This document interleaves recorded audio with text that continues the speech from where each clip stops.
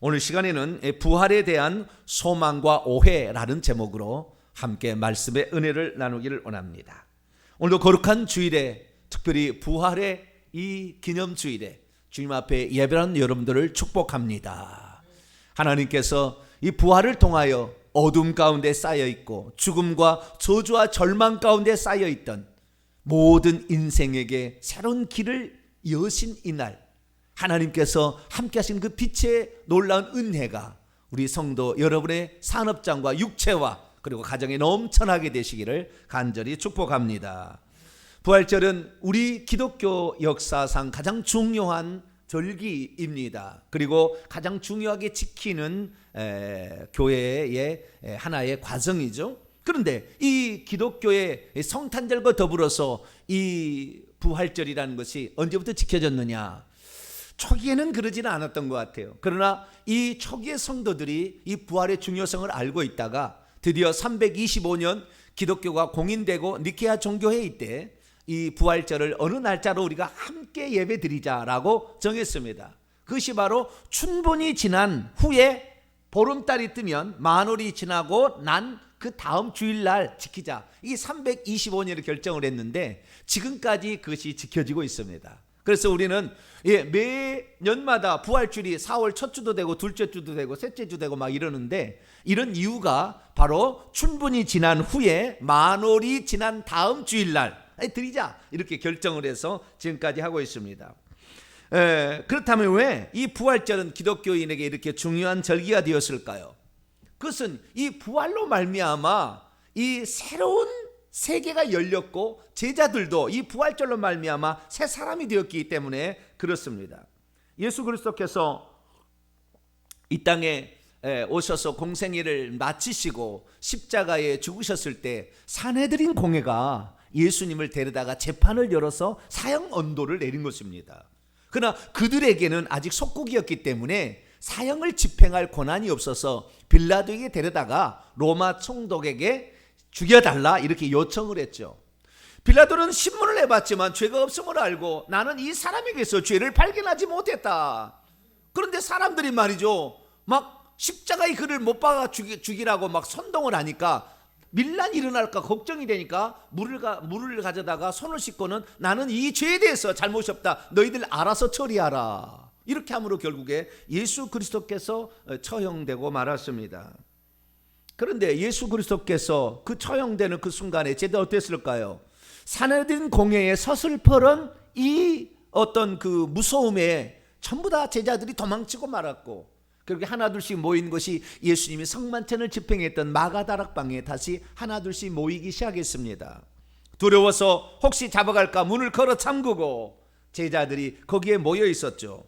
그런데 예수 그리스도께서 돌아가신 3일 뒤에 그 제자들에게 문이 닫혔을 때 예수님이 나타나신 것입니다.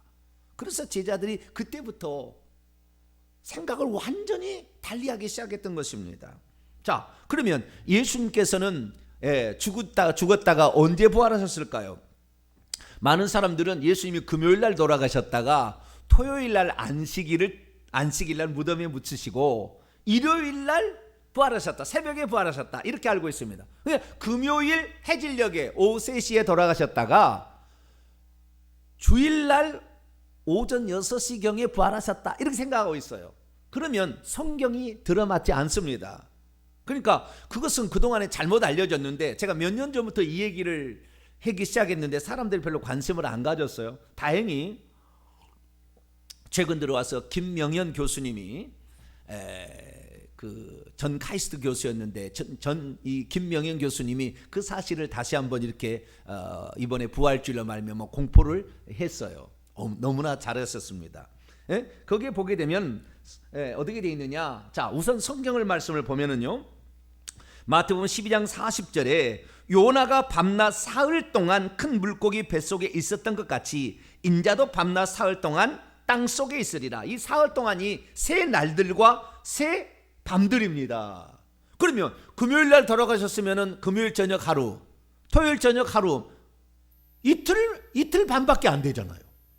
낮으로 칩시다. 자, 금요일 날 저녁에 돌아가셨어요. 토요일 날 하루 반밖에, 일요일 날 아침이니까 하루 하루 반밖에 또 안 됩니다. 그러니까 밤은 두 밤이고 낮은 하루 반밖에 안 되는 것이 예수님의 부활이에요. 그런데 성경에 예수님이 뭐라고 그랬느냐? 나는 죽었다가 밤낮 3일 동안을 땅속에 있을 것이다, 이렇게 말씀했다, 그 말이죠.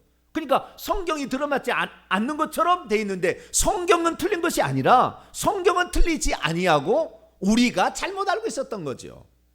그래서 나중에 이제 이 부분에 관하여 제가 새벽기도 때 더 자세히 말씀을 드리겠습니다만은, 예수 그리스도께서는 언제 돌아가셨느냐? 수요일 날 오후 3시에 돌아가셨어요. 왜냐하면은 목요일 날이 유월절입니다. 유월절. 목요일 날이 유월절이에요. 그리고 금요일 날이 무교절입니다. 그리고 토요일 날이 뭐냐? 주간의 안식일이었습니다. 그게 안식일이 두 번 겹쳤던 거죠. 그래서 이 예수님이 돌아가시던 해는 이 절기의 안식일과 그 다음에 주간의 안식일이 겹쳐서 안식일들이라고 성경에 나옵니다. 그래서 예수 그리스도께서는 목요일 날 유월절이 되기 직전에 수요일 날 오후 3시에 양 잡는 시간에 돌아가셨고, 그리고 딱 3일 지나서 목요일, 금요일, 토요일 오후 3시에 부활하셨습니다. 토요일 날 오후 3시지만 이 오후 6시, 요때부터 일요일이 시작되는 거잖아요. 이스라엘 나라로 치자면. 그래서 예수님은 이제 일요일 날 부활하셨다 얘기를 하는 거죠. 그리고 그 다음날 아침에 막달라 마리아에게 보이셨던 거죠. 그러니까 예수님께서 정확히 3일 낮 밤을 무덤 속에 있다가 부활하셨다는 게 정확히 맞아떨어집니다. 이것이 그 역사적으로 천문학적으로 다 조사를 해보면 그때 유월절이 언제 있었는지 다 나오거든요.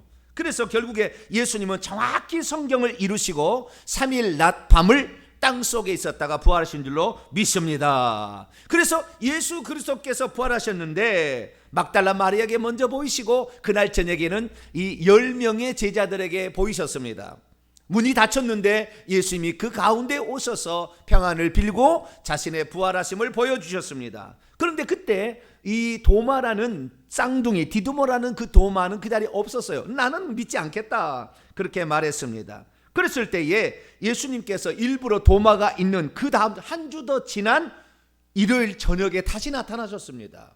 그래서 그 도마에게 말을 합니다. 내 손가락을 이리 내밀어 내 손을 보고 내 손을 내밀어 내 옆구리에 넣어보라. 그리고 믿음 없는 자가 되지 말고 믿음 있는 자가 되라. 그랬더니 도마가 그 예수님을 직접 보고는 나의 주, 나의 하나님이십니다, 이렇게 고백하게 됩니다. 다시 말해서 이제 예수 그리스도가 누구시냐? 죽은 사람은 다시 절대 올 수 없다는 거예요. 이것이 지금까지의 법칙입니다. 죽은 사람이 살아 돌아서 다시 올 수 없어요. 두 번째, 그 사람인데도 불구하고 문이 닫혔는데 들어올 수는 없는 거예요. 그래서 예수 그리스도는 영이시라는, 영적인 존재라는 것을 알게 되었고, 뿐만 아니라 죽은 사람이 다시 살아올 수 없는데 오직 예수님만 살아 돌아온 거예요. 그 사실을 통하여 제자들은 아하, 예수님은 영원히 살아계시는구나, 할렐루야, 그 사실을 깨달아버린 거예요. 그리고 예수님은 언제라도 나타나실 수가 있다는 것을 무려 12번에 걸쳐서 제자들에게 보여줬기 때문에 예수님은 이제 무소부재하신 전능자구나, 하나님구나라는 사실을 깨닫게 된 줄로 믿습니다. 그렇기 때문에 제자들은 이 예수님은 언제나 우리 곁에 계셔서 내가 어려울 때, 힘들 때 나를 다 지켜보고 계시고 필요할 때는 나를 살려주시는구나 알았기 때문에 그때부터는 감옥에 갇히는 것이 두려워하지 않았어요. 두렵지 않았습니다. 그래서 그들은 이 목숨에 그 두려워하지 않은 채 이제 복음을 증거하기 시작했죠. 결국에 그들의 이 믿음으로 말미암아 한두 사람씩 하나님의 역사로 예수 그리스도를 믿게 되었고, 오늘날 저희들까지 예수 그리스도를 믿은 줄로 믿습니다. 저는 사실 이 오늘 부활절에 과연 이 전 세계, 특히 우리 한국의 부활절을 지킬 수 있을까라는 생각을 좀 해보았습니다. 50명 이하로 우리가 되면은 부활주일에 성전에 와서 예배를 드리자. 저도 그렇게 생각을 하고 기도를 하고 있었는데 하나님의 놀라우신 은혜로 며칠 전부터, 지난 화요일부터인가요? 50명이 안 넘어가는 거예요. 어제도 30명. 코로나 확진자가, 그제는 27명. 할렐루야. 얼마 되지 않습니다. 어떤 사람은 그래도 뭘 조심해야 된다. 물론 조심해야 되죠, 당연히. 교회 와서도 마스크를 써야 될 것입니다. 발열이 있는 자는 나오지 말아야 될 거예요. 상식을 지켜야 됩니다.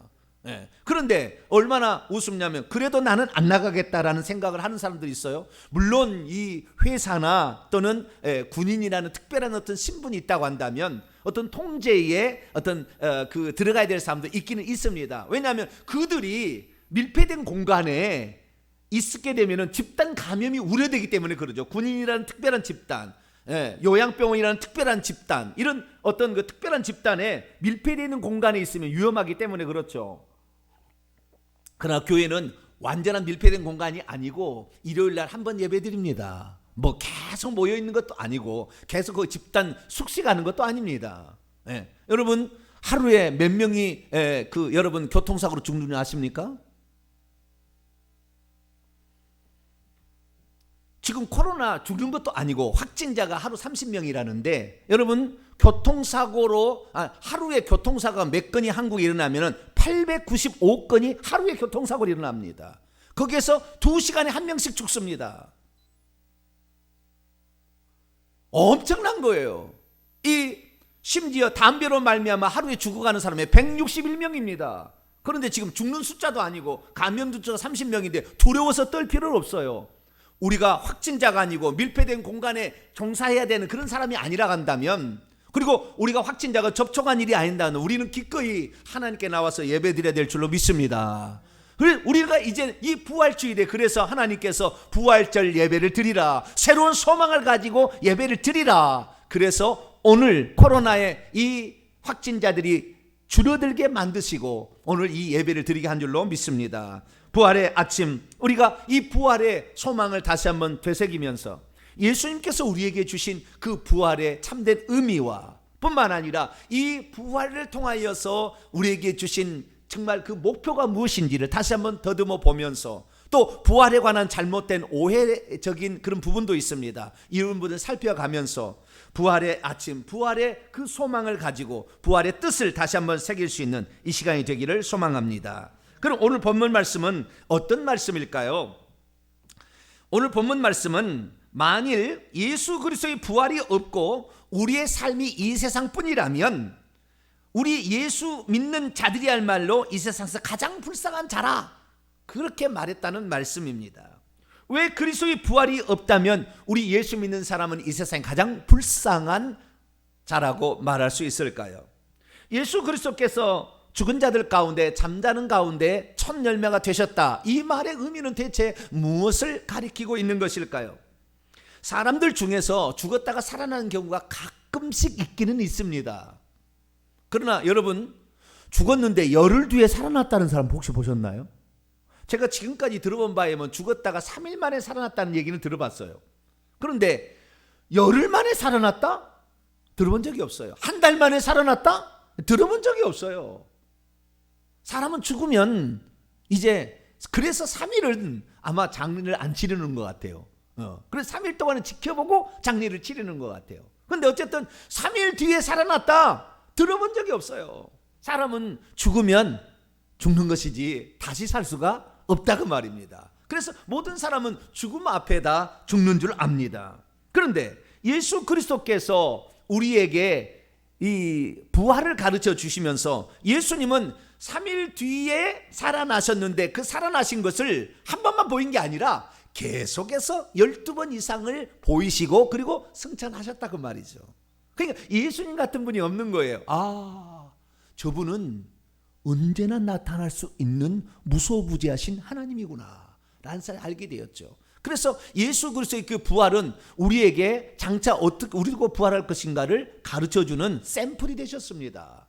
그래서 예수 그리스도의 부활로 말미암아 부활의 실체가 드러났는데, 많은 사람은 그렇죠, 예수 믿는 사람들은 예수님의 부활을 믿고 자기도 살아날 것이라는 부활에 관한 믿음을 가지고 있는데 좀 이상한 거 아니냐 그렇게 생각하는데, 사실 우리가 부활하는 것은 육체를 가진 부활이 아닙니다. 이 육체는 썩어질 거예요. 이 육체를 가지고 부활하지 않습니다. 성경의 부활은 4가지 특징이 있습니다. 첫째, 썩지 아니할 것으로 살아난다 이렇게 되어 있습니다. 고린도서 15장 42절입니다. 두 번째는 신령한 몸, 영적인 몸으로 부활한다 이렇게 되어 있어요. 고린도서 15장 44절.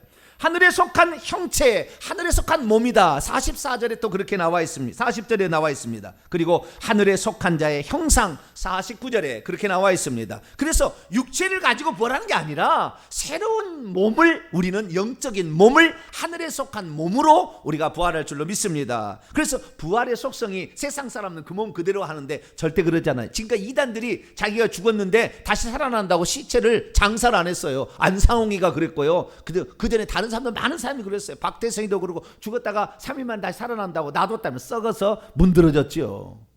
우리는 육체를 가지고 부활하는 것이 아니라 영적인 몸으로 부활할 줄로 믿습니다. 그러면 오늘 본문 말씀은 대체 어떤 말씀일까요?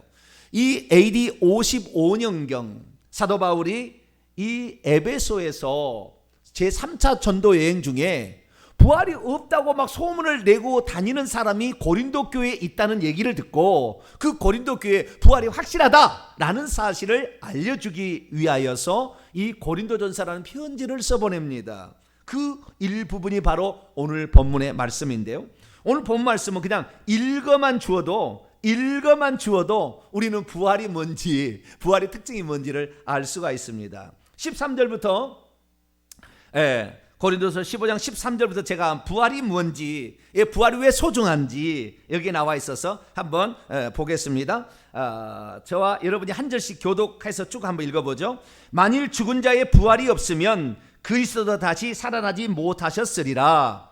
그리스도께서 만일 다시 살아나지 못하셨으면 우리가 전파하는 것도 헛것이요 또 너희 믿음도 헛것이며 또 우리가 하나님의 거짓 증인으로 발견되리니 우리가 하나님이 그리스도를 다시 살리셨다고 증언하였음이라. 만일 죽은 자가 다시 살아난 일이 없으면 하나님이 그리스도를 다시 살리지 아니하셨으리라. 만일 죽은 자가 다시 살아난 일이 없으면 그리스도도 다시 살아난 일이 없었을 터이요 그리스도께서 다시 살아난 일이 없으면 너희 믿음도 헛되고 너희도 여전히 죄 가운데 있을 것이요 또한 그리스도 안에서 잠자는 자들도 망하였으리니 만일 그리스도 안에서 우리가 바라는 것이 다만 이 세상 삶뿐이면 모든 사람 가운데 우리가 더욱 불쌍한 자이러라. 그러나 이제 그리스도께서 죽은 자 가운데서 다시 살아나사 잠자는 자들의 첫 열매가 되셨도다. 아멘. 믿음이 없으면 죽은 다음에 부활이 있다는 것을 받아들이지 않을 것입니다. 믿음이 없으면 예수께서 부활의 첫 열매가 되셨다는 의미를 전혀 깨닫지 못합니다. 믿음이 없으면 우리도 예수님의 뒤를 이어 죽어도 다시 부활할 것이라는 사실을 잘 모릅니다. 믿음이 없으면 이 세상에 사는 삶이 따로 있고 저 세상에 사는 삶이 따로 있다는 것을 깨닫지 못할 것입니다. 믿음이 없으면 이 세상의 삶으로 모든 것이 끝나는 줄 알 것입니다. 믿음이 없으면 장차 오려고 하는 저 세상의 삶을 준비하지 않을 것입니다. 믿음이 없으면 이 세상의 삶에만 집중하게 될 것입니다. 믿음이 없으면 이 세상에서 잘 먹고 잘 사는 것에만 관심을 가질 것입니다. 믿음이 없으면 이 세상에서의 삶이 진짜요 저 세상의 삶이 진짜라는 것을 이 세상의 삶을 통해 잘 모를 거예요. 믿음이 없으면 저 세상을 바라보고 준비하는 자들을 비웃을 것입니다. 믿음이 없으면 저 세상의 삶을 위해 오늘도 부지런히 수고하는 것을 헛된 것이라 이렇게 판단하게 될 것입니다. 그러나 우리는 이 믿음으로 죽은 자들 가운데 다시 살아나는 일이 절대 없다는 것을 보여주시려고 예수님이 부활하셨다는 것을 믿으시기 바랍니다. 예수 그리스도의 부활로 말미암아 우리도 부활할 것이라는 사실을 증언하고 있다는 것을 믿으시기 바랍니다. 하나님의 그 말씀을 믿을 때 우리는 죽을 때에 기쁨의 얼굴을 할 거냐, 죽을 때 완전히 그 초조한 완전히 시체 덩어리처럼 변할 거냐, 이것은 우리가 죽어보면 알게 될 거예요. 그러나 하나님께서는 죽기 전에 하나님의 말씀을 통하여 우리에게 부활의 확실성을 증언해 주고 계시니 예수 그리스도의 부활이 확실하다면 우리의 부활도 확실한 줄로 믿습니다. 그러면 그리스도의 부활은 왜 그리 중요할까요?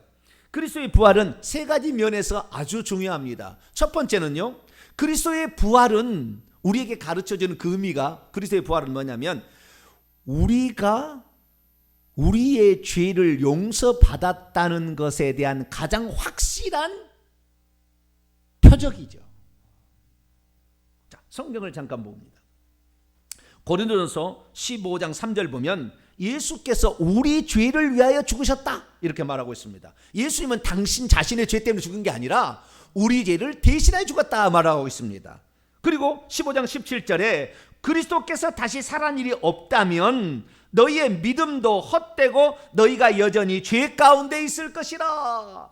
이게 무슨 말입니까? 예수님이 만약에 살아나지 못했다고 한다면 예수님 자신의 죄로 죽은 건지 우리 죄를 대신하여 죽은 건지 알 수가 없어요. 죽기는 죽었는데. 그런데 예수님이 다시 살아난 것은 자기의 죄로 죽지는 않았다는 것이고, 자기의 죄가 있으면 못 살아나죠. 죄의 삭은 사망이니까. 예수님이 다시 살아났다는 것은 자신이 죄 있어 죽지 않았다는 거예요. 그러면 누구를 대신하여 죽은 거예요? 당연하죠. 누구 때문에 그런 겁니까? 우리의 죄를 대신하여 예수님이 죽었다는 가장 강력한 표적이 무엇입니까? 부활이라는 거죠. 그러니까 예수 그리스도께서 부활했다는 것은 우리의 죄를 용서하시기 위하여 예수님이 죽으셨다는 것에 가장 확실한 증표가 되는 줄로 믿습니다. 그래서 우리가 예수 그리스도의 부활이 중요한 것입니다. 두 번째, 부활의 의미가 왜 중요하느냐? 이 세상 사람이 제일 두려워하는 것은 죽음입니다. 여러분, 아파도 죽지 않고 먹지 않아도 죽지 않는다면 무슨 걱정이 뭐가 있겠습니까? 물론 고통도 없어야 되겠지만 죽지 않는다. 왜 코로나가 이렇게 사람을 힘들게 합니까? 죽은다 하니까 그럴 거 아니에요. 고통을 받는다니까 그런 거 아니에요. 고통도 없고 죽음도 없다. 그럼 뭐에게 두려워하겠습니까? 그러나 고통도 없고 죽음도 없다. 그렇게 고통도 죽음도 다 죄 때문에 오는 것인데 이 죄의 문제가 해결되고 죽음 문제가 해결된다고 한다면 우리는 이 세상에 두려워할 것이 없어요. 근데 이 예수님께서 죽었다 다시 살아났다는 것은 고통의 문제를 완전히 해결해 버리시고 죽음의 문제를 해결할 수 있는 길이 열렸다는 것을 우리에게 말해주는 겁니다. 할렐루야. 죽음을 어느 누구도 해보지를 못했는데 부활 생명이 이겨버려서 죽음을 이겨버리고 죽음을 뚫고 나와버린 겁니다. 그렇기 때문에 우리가 예수 그리스도를 믿으면 고통을 이길 수 있고 죽음을 이길 수 있다는 것을 믿으시기 바랍니다. 그래서 이 부활이 중요한 거예요. 그래서 이 고린도서 15장에도 55절에 사망아 너의 승리가 어디 있느냐, 사망아 내가 쏘는 것이 어디 있느냐. 20절에도 그러나 이제 그리스도께서 죽은 자들 가운데서 다시 살아나사 잠자는 자들의 첫 열매가 되셨도다. 죽은 자 가운데서 다시 살아나사 첫 열매가 되심으로 사망 권세를 이기신 줄로 믿습니다. 세 번째 의미는 뭐냐? 예수님이 부활하신 것은 샘플이에요. 예표고 그것이 첫 열매입니다. 그러면 우리도 부활할 것이라는 가장 강력한 증거다 이겁니다. 그래서 이 부활은 우리에게 매우 소중한 것입니다. 예수님께서 고린도전서 15장 12절 이하 이렇게 말씀하고 있습니다. 그리스도께서 죽은 자 가운데서 다시 살아나셨다 전파되었거늘 너희 중에 어떤 사람은 어찌 죽은 자 가운데서 부활이 없다고 말하느냐. 만일 죽은 자의 부활이 없다면 그리스도 다시 살아나지 못하셨으리라. 예수님이 다시 살아나셨다면 너희들도 부활할 것이다. 할렐루야. 15절에도 또 우리가 하나님의 거짓 증언으로 발견되리니 왜냐하면 우리 하나님이 그리스도를 다시 살리셨다고 증언하였습니다. 만일 죽은 자가 다시 살아난 일이 없다면 하나님이 그리스도를 다시 살리시지 아니하셨으리라 이렇게 말씀하고 있습니다. 할렐루야. 그러니까 그리스도께서 다시 살아나셨다는 것은 우리도 부활할 것이다 라는 것을 처음 샘플로 보여준 것이다 라는 사실을 알 수가 있는 것이죠. 결국에 우리가 이 부활을 믿는 것은 예수 그리스도의 부활이 확실하기 때문에 할렐루야. 그것이 실제 있었기 때문에 그것을 믿고 제자들이 복음을 증언했고 그리고 감옥에 갇혀도 핍박을 당해도 심지어 목이 잘려나가도 그것이 사실이다. 우리는 죽어보면 알지만 이 사실은 분명하다는 것을 예수님이 가르쳐 줬다라고 성경책과 수많은 증인들이 있어서 오늘까지 이 복음이 증언되었으니 우리도 이 복음을 믿고 부활을 기다리고 있는 줄로 믿습니다. 그러나 예수 그리스도를 믿지 않고 이 영적 세계를 모르게 되면 죽음은 끝이지 무슨 부활이 있고 무슨 천국이 있냐 이렇게 말하게 될 거예요. 그러나 그렇지 않습니다. 죽어보면 바로 알아버립니다. 그러나 죽음을 실험해 볼 수는 없어요. 그래서 믿음입니다. 그래서 우리가 믿는 것인데 믿음으로 말미암아 우리가 진짜를 나중에 경험하게 되면 자연적으로 우리는 이것을 영이 기뻐한다는 걸 알게 되는 거죠. 여러분 신앙생활 왜 합니까? 여러분 신앙생활은 죽어서 천국 들어가려고 하는 겁니다. 할렐루야. 이 땅의 삶은 잠시 잠깐이고 죽은 다음에 영원 세계가 기다리고 있는데 영원 세계에서 정말 행복한 삶을 살기 위해서 오늘 이 땅에서 그것을 준비하는 것입니다. 그래서 이 땅에 우리가 가장 중요하게 여기라는 것은 다음 세상을 준비하는 거예요. 이것이 가장 중요한 일입니다. 이것을 실패하면 그 인생은 이 땅에 존재하는 목적이 틀어져 버린 거예요. 우리가 이 땅에 존재하는 목적은 천국 백성 되기 위한 거예요. 할렐루야. 그렇기 때문에 우리가 천국에 들어갈 사람으로 우리 자신을 조성하는 일 너무나 중요한 것이죠. 그래서 우리는 부활을 오늘도 소망하고 살아야 될 줄로 믿습니다.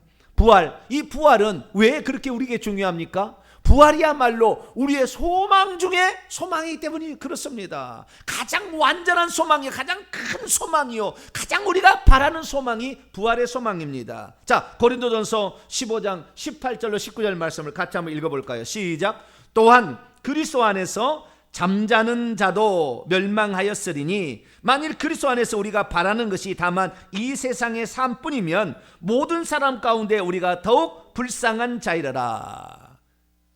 여러분 소망 중에 소망은 부활의 소망이에요. 만약에 부활이 없다고 한다면 가장 불쌍한 자예요. 왜 지금 우리가 이렇게 살아갑니까? 왜 지금 우리가 이렇게 이 신앙생활을 하는 것입니까? 부활이 있고 천국이 있기 때문에 그렇습니다. 부활과 천국이 있기 때문에 여러분 예수 그리스도를 믿게 되면은요 사실 혜택이 많이 있어요. 예수 그리스도를 믿으면 건강해집니다. 예수 그리스도를 믿으면 저주가 떠납니다. 예수 그리스도를 믿으면 귀신이 열심 못합니다. 예수 그리스도를 믿으면 마음의 평안이 찾아옵니다. 예수 그리스도를 믿으면 지혜로워집니다. 예수 그리스도를 믿으면 세상의 욕망이 사라집니다. 그래서 그 욕망 때문에 남을 해치지 않습니다. 예수 그리스도를 믿으면 모든 사람들에게 이 긍휼을 베풀 수 있습니다. 예수 그리스도를 믿게 되면 양보가 쉬워집니다. 예수 그리스도를 믿으면 죽음이 두려워지 않습니다. 그래서 예수 그리스도 이 사람들은 어쩌면 초인적인 생각이 들 정도로 그런 사람 바뀌게 되죠. 그러나 가장 큰 소망은 예수 그리스도를 믿으면 새로운 세계에서 부활 생명으로 다시 사는 부활체의 세계가 있다. 할렐루야. 이것이 가장 큰 소망이죠. 그래서 우리는 그 다음 세계를 준비하는 것입니다. 왜 우리가 부활을 소망하는 것입니까? 자, 고린도 후서 4장 18절에 사도 바울이 또 이렇게 얘기했습니다. 우리가 주목하는 것은 보이는 것이 아니요 보이지 않는 것이니 보이는 것은 잠깐이요 보이지 않는 것은 영원함이라. 할렐루야. 일시적인 것에 우리가 목숨을 걸 필요 없습니다. 우리는 영원한 것에 우리 자신을 걸 수가 있어야 되는 것이죠. 뿐만 아니라 우리가 부활 후에는 우리를 위한 보상이 기다리고 있기 때문에 우리가 부활을 소망합니다. 자, 고린도서 15장 30절 말씀 보면 또 어찌하여 우리가 언제나 위험을 무릅쓰고 있겠느냐.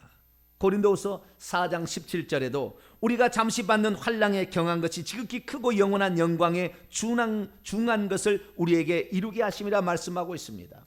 그리고 고린도 전서 15장 58절에도 그러므로 내 사랑하는 형제들아 견실하며 흔들지 말고 항상 주의 일에 더욱 힘쓰는 자들이 되라. 이는 너희 수고가 주 안에서 헛되지 않는 줄 알미라 라고 말씀하고 있습니다. 사랑하는 성도 여러분, 왜 우리가 오늘도 예수 그리스도를 믿는 것 이유 하나 때문에 핍박을 당하는 것을 견디는 것입니까? 왜 예수 그리스도를 믿으라고 하는 걸 그렇게 싫어하는데도 왜 우리가 전도를 하는 것입니까? 부활이 있기 때문에 그러는 것이고 죽은 다음에 새로운 세계가 있기 때문에 그러는 것이고 우리가 왜 주의 일을 이렇게 열심히 감당합니까? 봉사를 합니까? 부활 후에 새로운 세계가 있고 거기에서 우리가 일한 대로 하나님이 갚아주시기 때문에 보상이 우리를 기다리고 있다고 합니다.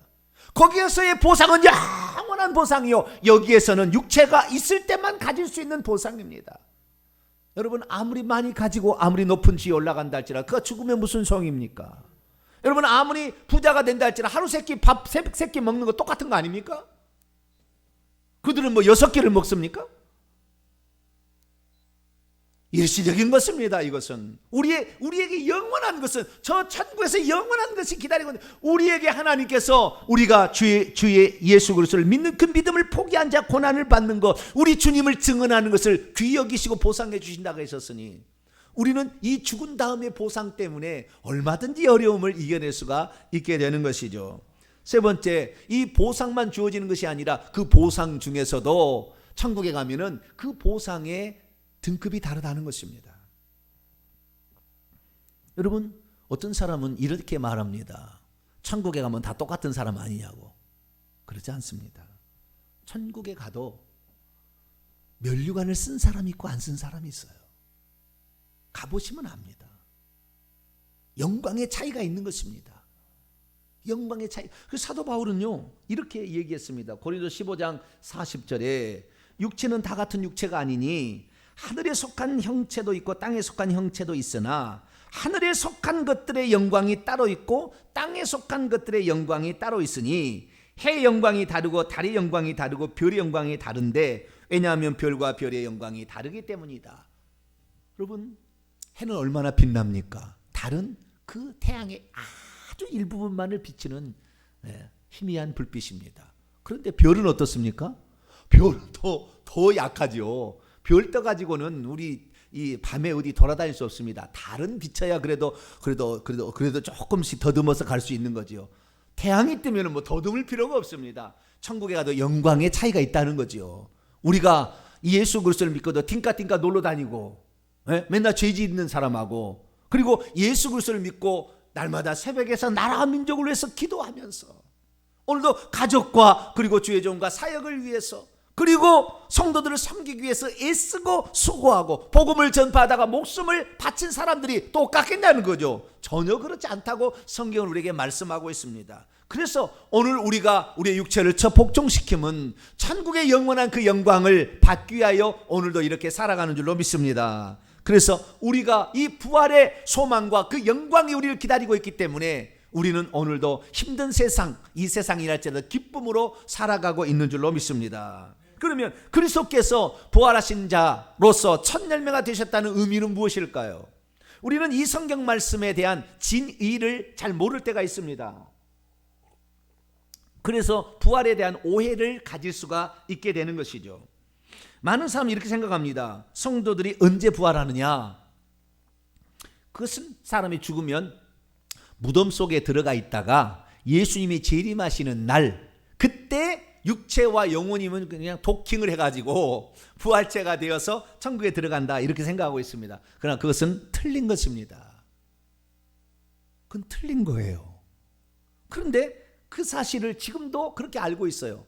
성경은 뭐라고 말씀하느냐? 사람이 죽으면, 예수 그리스도의 부활 승천 이유입니다. 사람이 죽으면 즉시 몇 초 만에 심판을 받고 부활체를 입고 천국에 들어갈 자는 천국에 들어갑니다. 할렐루야. 지금 천국에 들어가는 거예요.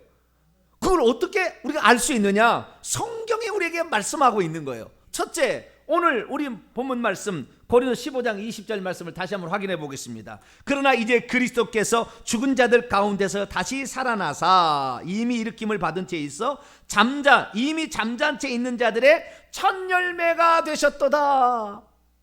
이 첫 열매가 중요한 겁니다. 아파르케, 퍼스트 프루트죠. 첫 열매입니다. 이 아파르케, 첫 열매, 예수님이 잠자는 자들의, 어떤 잠자냐면요, 이미 잠잔 채 있는, 그러니까 예수님께서 부활할 때 이미 잠들어 있는, 여러분, 이 예수 그리스도를 믿지 않고 죽은 사람은 죽었다고 하지만 예수 그리스도를 믿고, 다시 말해 오실 메시아든 믿고 죽은 자들은 잠들었다, 이렇게 표현합니다. 그렇게 표현하는데, 이들이 이미 잠잔 채 있는 자들의 첫 열매다. 구약 성경에 예를 들어서 아브라함이나 모세나 무슨 다니엘이나 이런 사람, 단 한 사람도 부활체를 입은 사람이 없었다는 거예요. 그들도 낙원에 들어가긴 들어갔지만 단 한 사람도 하나님 보좌 앞에 간 사람이 없어요. 다 낙원에 있었어요. 부활체가 아닌 상태로. 그러다가 예수님께서 부활의 첫 열매가 되셨습니다. 할렐루야. 그분이 첫 번째 열매가 되신 다음에 그 다음에 모든 사람이 한꺼번에 구약 성도는 부활체를 입고 천국에 하나님 보좌 앞으로 가게 되었고, 그 다음부터는 모든 믿는 사람이 죽은 즉시 부활체를 입고 천국에 들어가는 겁니다. 첫 열매라는 게 무엇입니까? 어떤 사람은 이렇게 생각해요. 첫 열매가 있으니까요. 첫 열매, 예수님이 첫 열매라고 했으면은 그 다음부터는 계속 열매가 맺혀지는데 가장 먼저 익은 곡식이 첫 열매 아닙니까? 그게 가장 먼저 부활체를 입었던 분이 예수님이니까 그 다음부터 계속 부활체가 생긴다 이렇게 이해를 해야 되는데 어떻게 생기냐면 예수님이 부활하고 마지막 한 번 부활한대.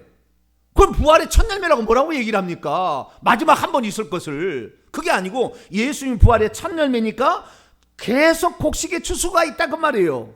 끝날 때까지, 예수님 재림 때까지 하는 거예요. 재림할 때도 추수가 안 되면 한꺼번에 추수를 하는 겁니다. 그래서 구약 성경의 레위기서 말씀을 보면 6월절 다음에 무교절이 시작이 되는데 이 무교절 다음 날이 초실절입니다. 초실절 날 보리추수를 첫 곡식 첫 단을 하나님께 바칩니다. 그리고 맥주절까지 3월 5일경까지 계속해서 넉 달 동안 계속해서 뭡니까?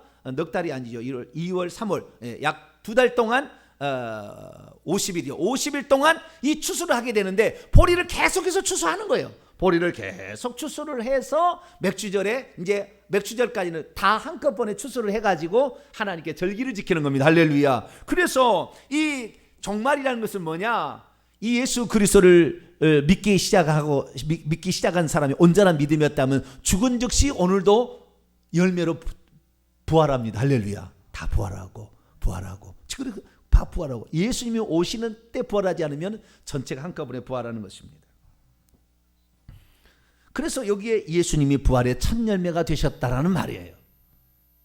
그런데 이 예수 그리스도께서 이 부활하셨다 이 말에 다른 증거는 그러면 고린도전서 말고는 없느냐? 있습니다. 요한계시록을 읽어보게 되면 천국에 이미 들어가 있는 성도들의 모습을 묘사한 것이 12번이나 나옵니다. 이미 천국에 들어가 있는 그때가 언제입니까? AD 95년 96년경에. 그러니까 예수님이 죽고 부활하신 것이 AD 30년인데 약 65년이 지난 AD 95년경에 65년이 지난 그 무렵에 천국에 이미 성도가 구약의 성도들도 있고 사도들도 있고 선지자들도 있다. 그 다음에 여러 가지 환난에서 핍박받아서 죽어서 올라온 성도가 있다라고 표현하는 것이 12번이나 나옵니다. 그 중에서 한 구절만 제가 살펴보면은 요한계시록 20장 4절에 6절 말씀입니다.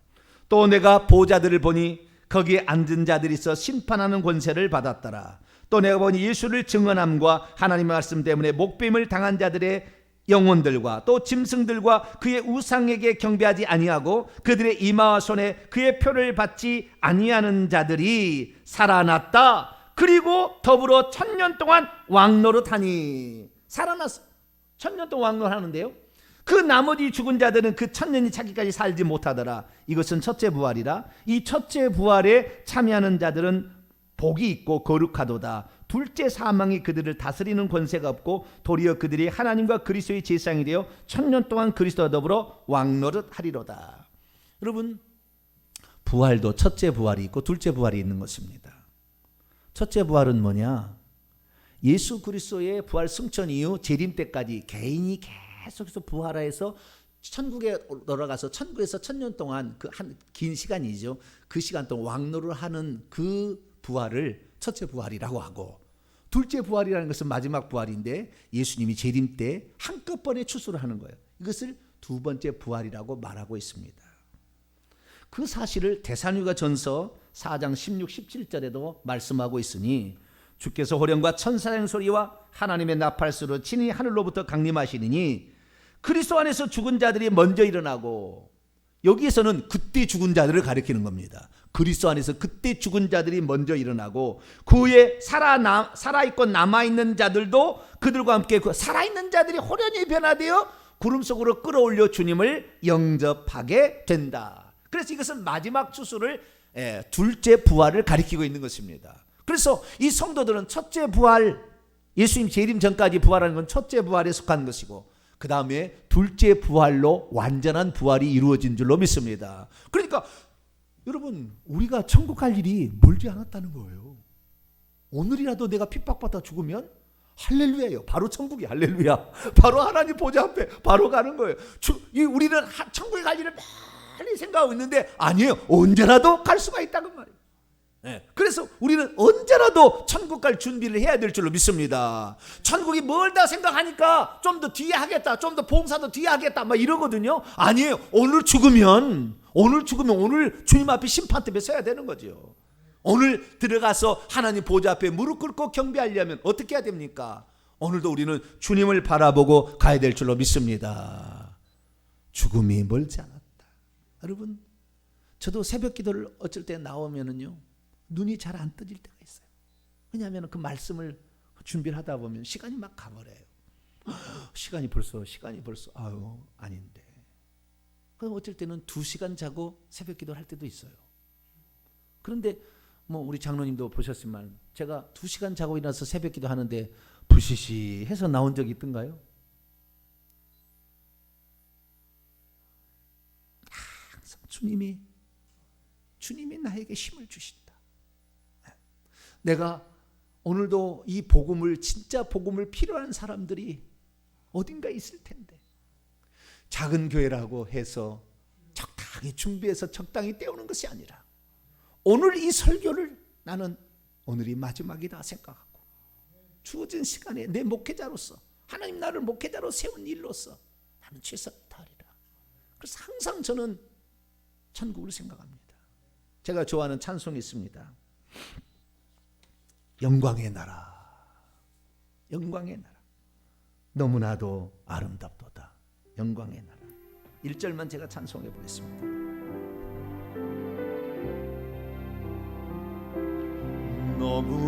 너무나도 아름답도다. 주님 계신 영광의 나라, 너무나도 귀하도다. 주님 계신 영광의 나라,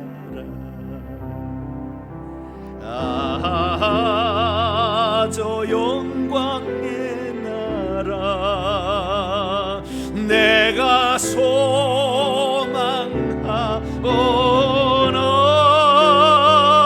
죄가 지곤 갈 수 없어. 주님 계신 영광의 나라. 2절까지 하겠습니다. 금은 보아 다 준다 해도 나는 기쁘지 않아.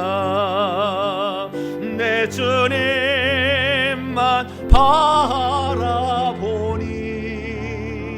세상 영화 부럽지 않아. 저 영광의 나라, 내가 사모하오니